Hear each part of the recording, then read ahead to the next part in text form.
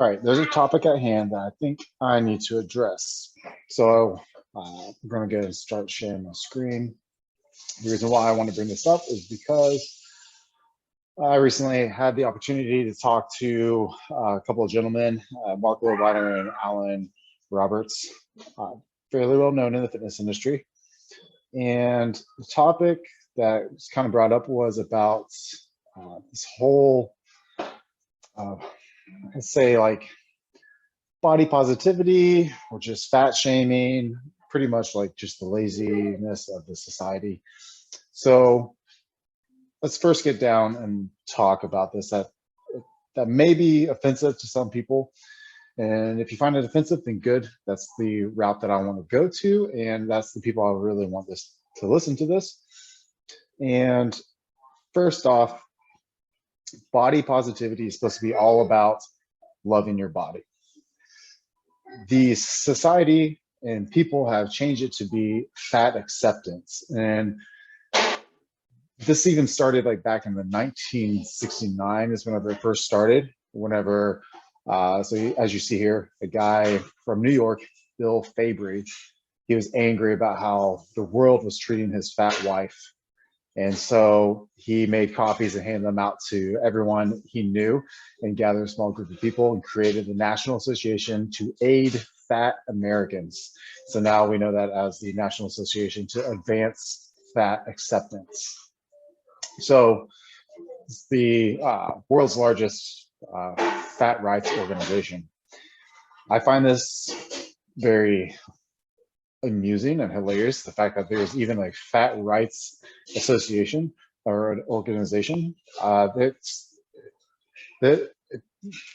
people have gone crazy, like with this whole accept me for who I am, and I need everyone to be like me. Well, guess what? Misery loves company, and this is definitely what's going on here. So what I don't get is that society or these overweight people, they say that they love their body, okay? So let me put it like this. Why on earth, if you love your body, is the weight loss supplement industry continually growing? Why? If there's so much body positivity, why are these overweight people who claim that they love their body seek after things to help their weight loss or to help their body contour? Yeah, like little waist trimmers and stuff. They want their waist to be smaller, and then they want to get bigger, like in hips and butt and boobs, right? So you automatically don't love your body. You automatically don't like your wide waist. So now you're saying that just accept me because I'm fat, because you don't want to put the effort in to lose weight. So you want other people to get fat too. You don't want to see other people succeed or have happiness or anything like that, right? So we even see that the weight loss industry or weight loss supplements is already a $4.55 billion industry, and it's projected to be a $5.88 billion industry by 2024. Okay, it's growing at 1.3 billion, right? So the growth of it's going to be 4.8%. Okay, that's the growth for just 2020. Now, it's so again, numbers don't lie, data don't lie on this particular item, and that's something that we get from all supplement industries, the companies within the supplement industry, and we know that these are not fabricated in any way, like government fabrication. These are just coming from companies that are trying to make a profit margin, and they need to have projections for what they're going to innovate next. And guess what? Everyone wants a weight loss supplement. Everyone wants that magic pill. So what did our pharmaceutical companies come out with, and the FDA approved? They approved this, Wegovy, right? It's the injectable weight loss supplement, or the weight loss drug, my bad. But let's look at this, right? So in 16 months, average weight loss of 15%, right, for these candidates or these participants. So that's about 34 pounds, okay? So 16 months, they lost 34 pounds. And mind you, I think Alan Roberts said that not even all these people stayed for the entire trial. And speculation of whether that be because of the injections or maybe they just fell ill on it. Anyways, so what did I say? 34 pounds in 16 months. Okay. Well, coming from like a physiological perspective and strength conditioning perspective, we typically like to see like half a pound to a pound of weight loss per week. Okay. The majority of that coming from fat loss. So again, we've already discussed in other videos about the difference between weight loss and fat loss. Okay. So let's see.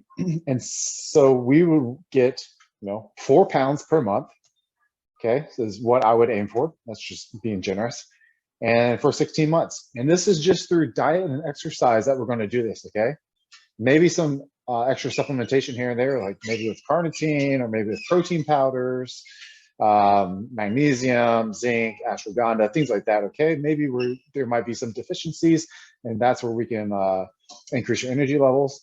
But mainly diet. Diet is the key word. Shutting your mouth and stop putting food in there. Okay, getting up and walking around, tracking your steps. Okay, small physical activity changes. Okay, that's what's going to help.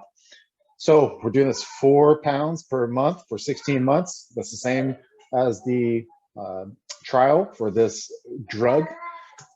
64 pounds. So you can lose 64 pounds without injecting yourself with this drug that can possibly do other harmful things to you versus 34 pounds. Okay. So 64 pounds, just diet and tracking your steps, walking. Okay. So eating in a calorie deficit, maintaining moderately high protein, and walking around. 64 pounds. Do I need to say that again? 64 pounds versus 34 from this drug. 34 pounds lost with the drug. And guess what they don't do? They don't show the, thank you. They don't show the blood work. So they don't even show if it actually helped reduce cholesterol, if it helped reduce triglycerides, if it helped them get out of type 2 diabetes. It doesn't show any of that. So it doesn't show decreased risk of heart or cardiovascular disease, right?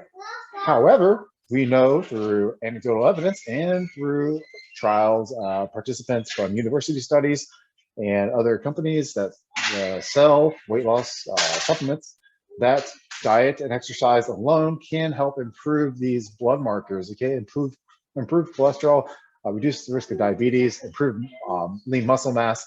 We know all of this for sure. With this drug, we don't know. We can put people on T3, right? The thyroid hormone. And guess what?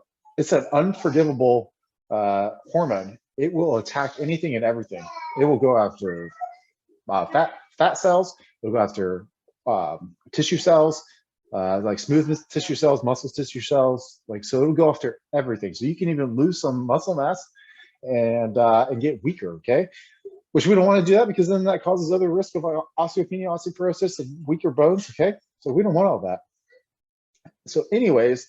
My question to you is, you people that are saying to accept my fat body, accept me, join my level of misery, do you really love your body? If these drugs are being approved and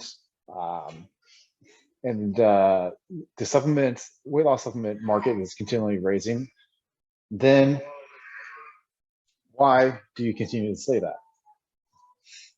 It would be like if you loved your car. You have the best sports car, so you got a new Lamborghini SUV, right? You love it. And you would do anything to keep that positivity that Lamborghini SUV that you just got.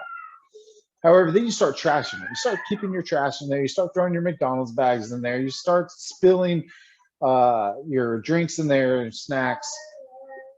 Do you really love it? You're destroying the inside, but you don't really love it.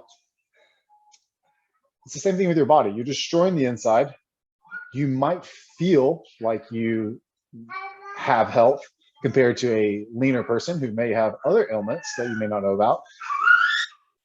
And some blood markers may show up fairly well, but again, that blood, the CBC panel that you would get, it's just a picture. It's not showing you what's happening with your body throughout the day, after you're eating, while you're eating. It doesn't show you all that, okay? So you really don't know if you are that healthy. And again, those are parameters, and they haven't been really changed since the 50s. So why do you even complain that you are losing energy throughout the day? Why do you complain about not sleeping well? Why do you complain about low energy? Like, I need to get my Starbucks to get my caffeine. I need to be able to focus. My back hurts, my ankle hurts, you know, uh, there's so many excuses. And the problem is that you're not dieting, and you're not exercising, you're not watching what you're eating. I take that back. You are watching what you're eating. You're watching it go into your mouth. That's about it. So educate yourself on some just basic nutrition information, basic things about fats, carbohydrates, and protein. The same effort that you put into understanding every single Netflix series out there and the characters on that Netflix series, you need to put that same intensity of studying into something like your nutrition. That's going to keep you healthy longer. It's going to have a more productive life. So the longer you live, the better you feel. Guess what? The more Netflix you can watch, right? That's what you want. You want to sit down, you want to eat, you want to watch Netflix. You want everybody to praise you for your fat. So leave it at that. Hopefully this gets out to a lot of people. It's because I would like to hear your opinions, and I'm sure I'm missing a lot of things, but this is just a rant. I'm not editing this. This is me speaking about something that's just, it's just got to be over with. Society needs to take a step forward and correct these health issues that they're having and have some accountability. Accept that you made a mistake and that it's your responsibility and your accountability to better your health, better those around you, so that you can be there for your family, for others, and not to be dependent on others, nor be dependent on a government. That's it. You can follow me on fit.dad.lifestyle on social media, and like, comment, subscribe, share, dislike. I don't care. All right. Talk to you guys later.